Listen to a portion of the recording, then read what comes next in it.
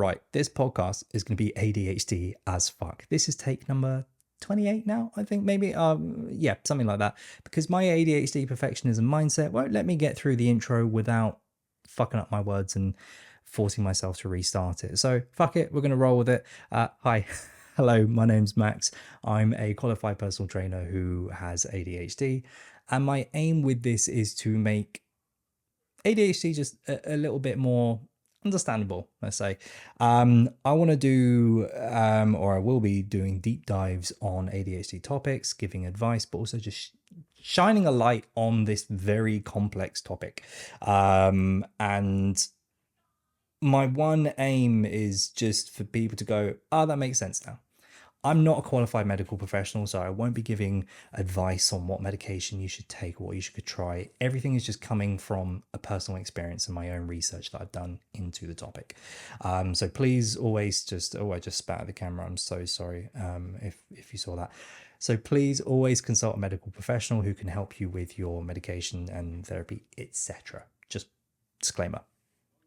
So today's one is all about, how do I know if I have ADHD? Because that's the question that I get the most, is how do I become diagnosed with ADHD? Now, I'll go through how I found that I thought I had ADHD, how I first became aware of it, what I did then, and then how I became diagnosed. The first thing that I would say is, please don't let people online try and diagnose you, like people that don't know you on Instagram who are not qualified. Because I get that comment a fair bit on my posts, and I just have to say, look, I'm really sorry, but I can't diagnose you. You know, the way that you know is when you're diagnosed. But people online, I have seen, I saw on threads once recently where someone was asking, how do I know if I have ADHD? And there were a lot of comments saying, you know, oh, do you do this? Do you do that? And I get that they're trying to be helpful, but we shouldn't be trying to psychoanalyze people online when we're not qualified and we don't know the people that we're talking to. So I saw this person going, oh yeah, I do this. Oh, I do that. Oh, fuck, I just whacked my microphone. You know, and people going, oh, yeah, it really sounds like it. But oh, get fucked. Like, you can't do that online. So that's one thing. But how I realized I have ADHD, it started back in about 2018, 2019. I think I'm a bit hazy with the dates. I was starting to realize certain behaviors. And I didn't know it was to do with ADHD, but I was thinking to myself, why do I love something one moment and then the next day or next week I'm completely like apathetic towards it and I just have no interest in it anymore? Why do I have such shockingly bad energy levels? Why do I, on my lunch breaks at work, just want to have a nap? Why, when I come back from work or even back at school, I'll come home and I'll go for a nap for hours? You know, it really only hit me when back in like 2019, like my late teens, early 20s, it hit me like, something's not right here.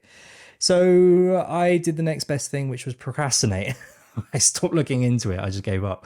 Until it hit me, I think it was about 2022, 2023, I think, where I was talking to a friend of mine and she is on the wait list and she was going through different signs and symptoms and all this, and she knows me really, really well. And so she wasn't saying, oh yeah, you do this, but she was just saying symptoms and things, and I was going, oh wait, shit, yeah, I do that and I do that, and wait, I remember looking this up a few years ago and realizing it could be ADHD. So that then sent me on a path of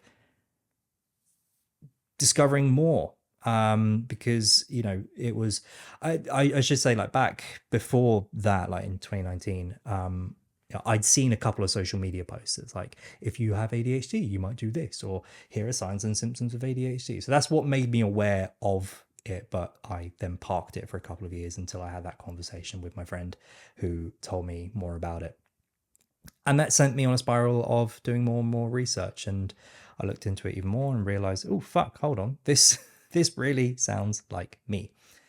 So I then started doing research, looking at pages like the NHS website, for example, more credible sources other than social media, and realized, fuck, yeah, definitely me. So I got in contact with my GP. So I had a telephone appointment where they sent me through like this PDF checklist thing. And so I filled it in, sent it back to them. Remarkable that I was able to get that done, because a task like that for someone with ADHD, fucking hell, we just don't want to do it. And so I remember it could have been a couple of days, could have been a couple of weeks later. I went into the GP for something else. And like during the appointment, they were like, oh, wait, yeah, we sent that, it sounds like you have ADHD. So we sent the letter off to, or like sent you a thing off to get a referral so you can speak to a psychiatrist and, see if they diagnose you. But we tried to get you on the wait list, but we can't get you on to, there's a wait list for the wait list. And I was like, well, how long is it going to take for me to get onto the wait list? And they're like, about 8 or 9 months. I was like, right. So it's an 8 or 9 month wait to get on the wait list, but how long is the main wait list? And they're like, about 2 to 3 years. So it was me years by the time I could speak to them. So I just was like, all right, fine. Like, I'll just leave it. And I then had a conversation with my dad, who was very much like, and I'm really, really grateful for, I'm still incredibly grateful that he did this for me, because I know there's a lot of people that are on the wait list and it's years. And he was like, go get a referral letter so you can go private. I'll sort this out, basically. And I was like, fuck. He's like, look, it's your health. This is really important. If this can help you, push you further in life and help you stop procrastinating all the struggles that come with ADHD, he's like, then it's worth doing. It's an investment worth doing. I was like, yeah, okay, fine, fair. Thank you. And so I got the referral letter and we got in contact with a psychiatrist. And I was very lucky that I contacted them on like a Thursday or Friday. And then they got back to me on like the Tuesday saying, hey, we've got a cancellation on Thursday in 2 days' time. Do you want it? And I was like, yes. Like, yes, please. Yes, I'll take it. And I had that appointment on the Thursday, was diagnosed at the end of the call, and the prescription was sent out. I got it on the Saturday, so 2 days after the appointment. I took Elvance for the first time, and it changed my life. Let's go through the diagnosis call itself. So the diagnosis call was like a 3-hour call on Zoom with the psychiatrist, and he's so lovely. I have nothing but good words. He made me feel so safe and comfortable, especially given the topics that we were talking about, because I've had therapy before in the past. He wasn't giving therapy, but I've been in that kind of scenario, where you're talking about mental health and life and stuff. And I've had therapists, that made me not feel comfortable, that I felt like I was being judged, like I was made to feel ashamed for the things I was talking about, because I've been through shit in my life and I felt judged by people. But this psychiatrist, not at all. He was the nicest, and just made me feel really safe.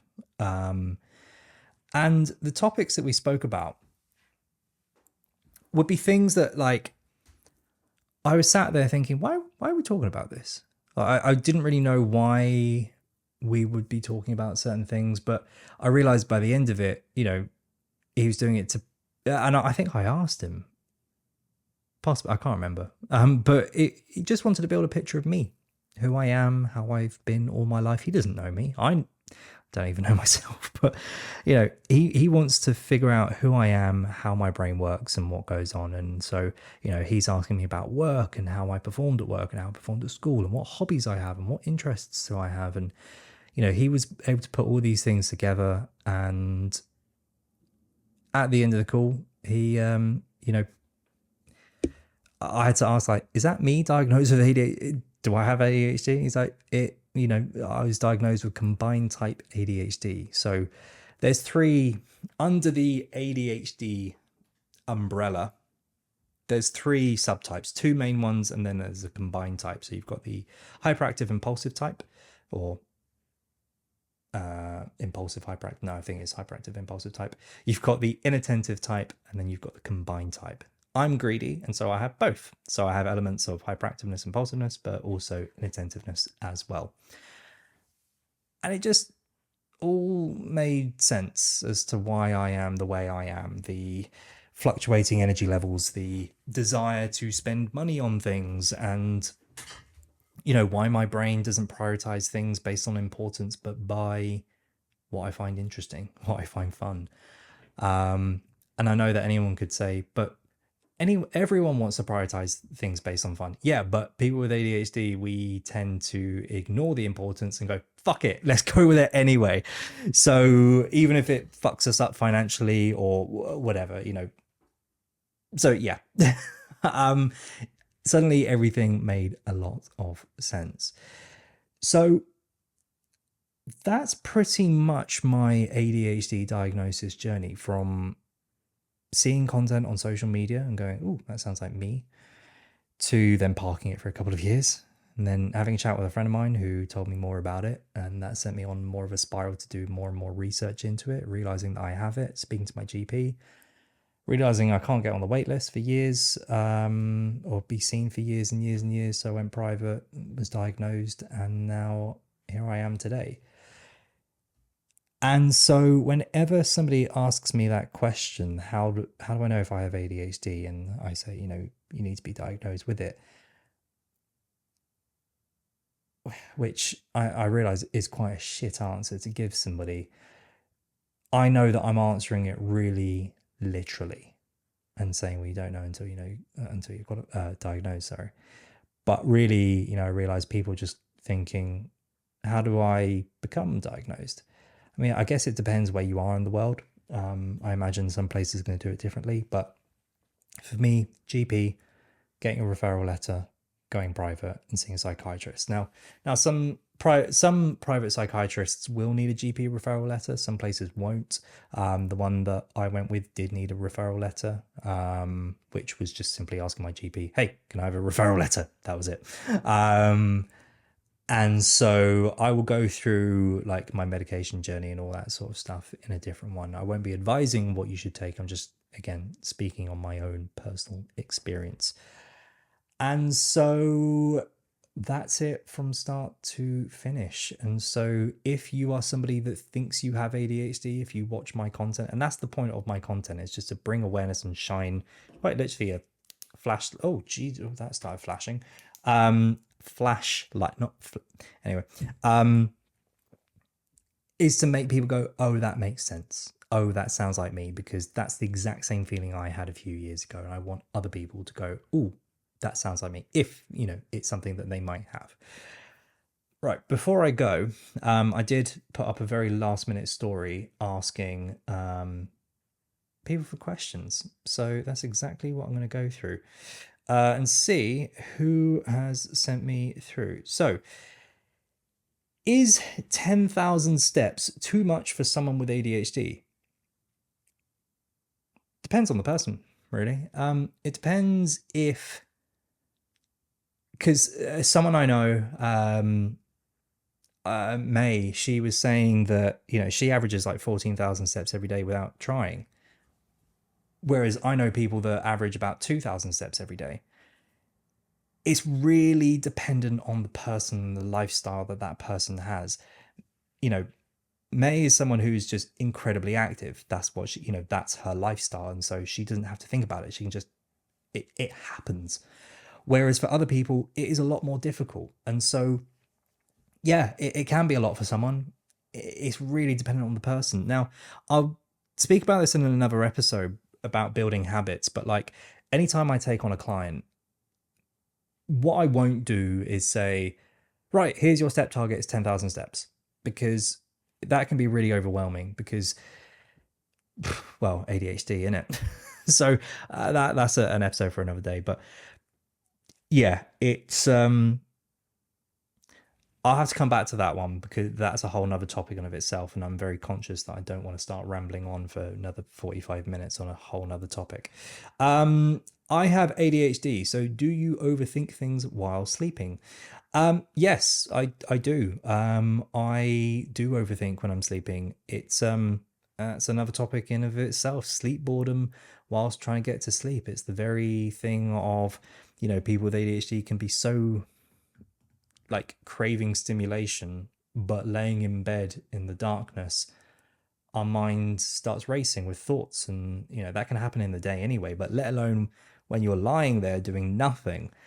That's why now I sleep with a sleep mask that has speakers in it so I can listen to a podcast. I've been listening to podcasts as I go to bed for years, but I don't want to disrupt like my housemates if I'm playing something in the middle of the night. So I've got this, it's over there, and this company, they don't sponsor me at all.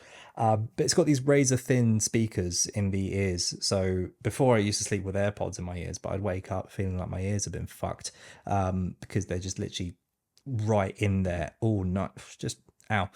So these razor thin speakers, it's just really nice, and having a podcast to listen to. Some people don't like podcasts. They prefer listening to like white noise or pink or brown noise, whatever frequency you want to listen to, because it's just something to focus on other than silence, because that can be a bit boring. And sleep boredom is a thing. Yes, trying to get to sleep and you become bored. I know. So yeah, I would try to listen to something, give it a go. I'm currently doing it with a client of mine at the moment. She's trying out different,